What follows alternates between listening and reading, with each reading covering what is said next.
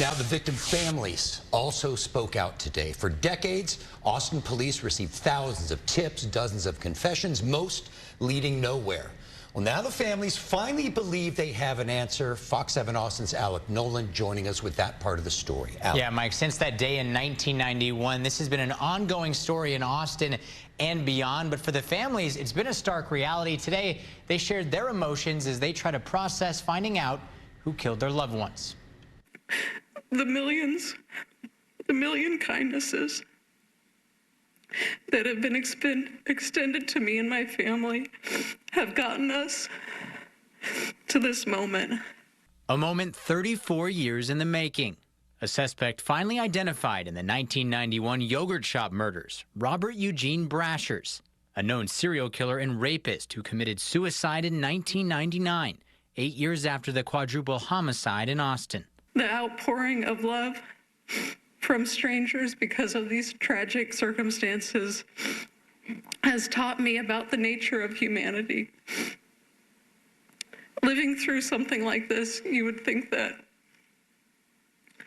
I'd feel worse about humanity, but instead I feel better.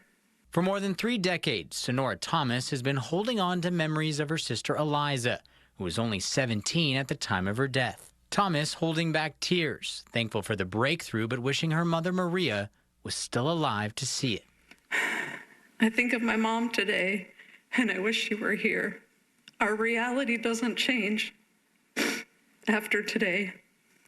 Our families are still too small, still missing an essential ingredient, and we are lesser for it. We have been robbed of a life with nieces and nephews and grandchildren, and with sisters to grow old with. Out of the 4 girls murdered that horrific night, Amy Ayers, the youngest, just 13 years old at the time. Her big brother, Sean, saying he was never sure this day would come. At one point, I had given up on God, but he never gave up on me, and I am thankful for that. Ayers thanking everyone from law enforcement to the DNA testing labs, and most importantly, his family. The result you see today is when you have an army of people working together to reach a common goal, not for themselves, but for the victims and their families. Thank you to all of you.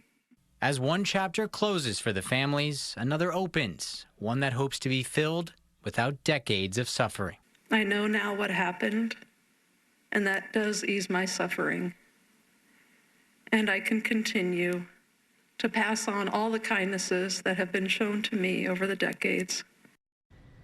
Yeah, Mike, we talk about the victims, of course, in that case being teenagers. Both Sean and Sonora, who we saw talk, they were also teenagers during that time, 34 years later, getting some answers. They lived their whole lives. Sean Ayers also expressed some frustration that I'm sure many of the family members got to be feeling. Yeah, basically what they said is, we understand this is a story in Austin and even nationally, but for them, it's been a stark reality. They've had to deal with this every single day. And Sean felt that the information being leaked on Friday forced them to kind of move this up ahead of schedule. He felt like he had to write a speech very quickly, something he didn't want to do. And as you mentioned, try to encapsulate 34 years into a couple minutes in a speech. 34 years of just, nobody can imagine what those families have gone through for the last 34 years. No, and some closure, but it ended on a positive note with them saying, hey, this is just one part of the chapter. We still have work to do. Okay, Alec Nolan, thanks very much.